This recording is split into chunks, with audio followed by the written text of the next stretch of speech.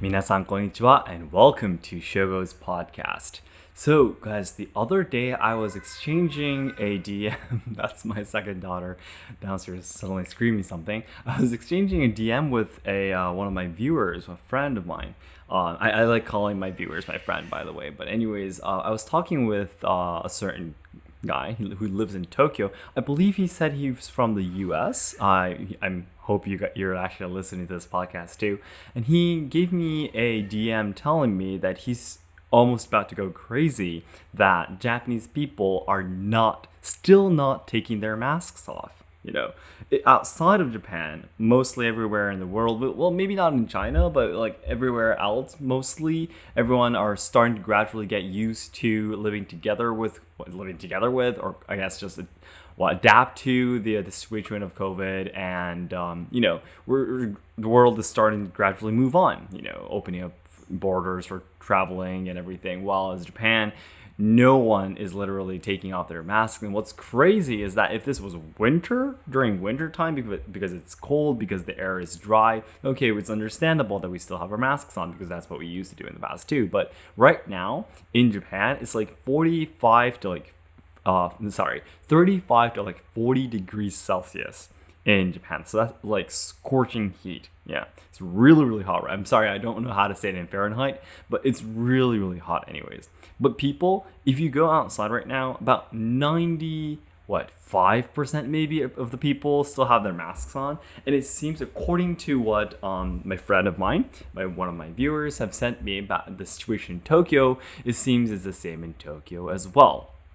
Now, I was actually exactly at the moment writing a script, trying to make a new video about the reasons why Japanese people can never take their masks off. And explaining why Japanese people could not take their masks off actually explains a lot of things on, what should I say, the characteristics of Japanese people and how we are different in, what should I say, it explains a lot of things from a psychological point of view as well. And it's really, really interesting, for me to make a video about it as well. But anyways, one of the things I was studying about when I was making the script was really interesting. So I wanted to immediately share this with you guys. And I'm not sure if I'll actually include it in the video or not, but so I still want to tell you guys. So this though, I couldn't find any, what should I say, backup data or any concrete information to back up this fact.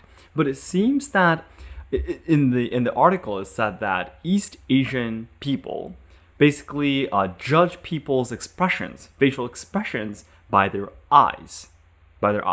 And whereas in Western countries, people judge people's expressions by their mouth or the bottom half of their faces, basically.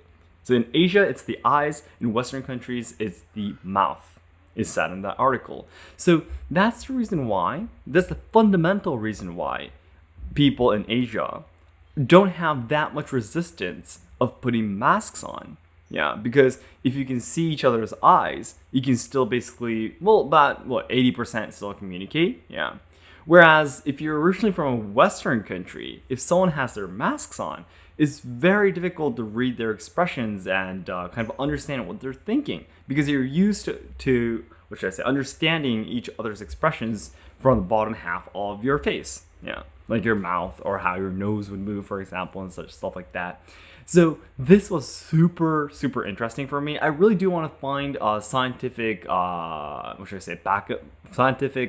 data or facts to back up this fact, but so far I think it is true, because what's really interesting is that I really feel, if you've ever been to Japan before, or if you've ever been to any Asian country before, you might have noticed, but I really feel, especially because I was a person working in the tourism industry in the past, I really feel that people from Western countries often have sunglasses on, right? I think almost, from my personal experience, I really feel that about 80-90% of people have sunglasses on. Yeah, of course it does depend on the season and such, but if it's, for example, summer, I feel like almost everyone has sunglasses on. Because every time I meet a new guest at my cultural experience facility where I was teaching, Japanese traditional culture, like swords or tea ceremony, I feel like 80-90% of people had sunglasses on. Yeah. And For me, to be honest, as a person, I did grow up in the US, but only 6 years, and I'm basically mostly Japanese, right?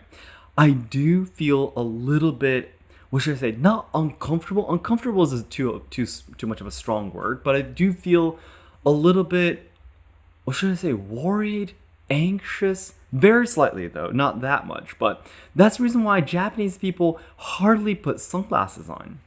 And if you watch anime or manga, whenever you see a person with sunglasses on, wouldn't that person be a villain? Come to think of it, right? Wouldn't that person, for example, be a character that represents a yakuza or some kind of bad person tends to have sunglasses on, right? In Japan, that's our image. Like if, for example, someone continues to have a conversation with their sunglasses on, it's from at least my point of view, if I agree to the data, I really feel that they're trying to hide something from me. And if that same feeling is happening to people who are originally from Western countries in Japan, seeing everyone with masks on, that must be a torture for them. And I really feel now how hard it must feel. Because imagine, from my point of view, it'd be like you have a room full of people, everyone with their sunglasses on, right? Almost. That's like having a room of people with everyone with their masks on. That's the same thing, right? If this was equivalent, for example, I would definitely feel really, really uncomfortable because I cannot understand anyone's expressions anymore, and everyone would look the same, with sunglasses on. Yeah. So for actually, as a Japanese person, of course, by the way, I'm a person who does not put my mask on when I'm outside. I mean, it's 35 to 40 degrees Celsius. It's scorching hot. I'm on my own walking outside. I'm not talking to anyone.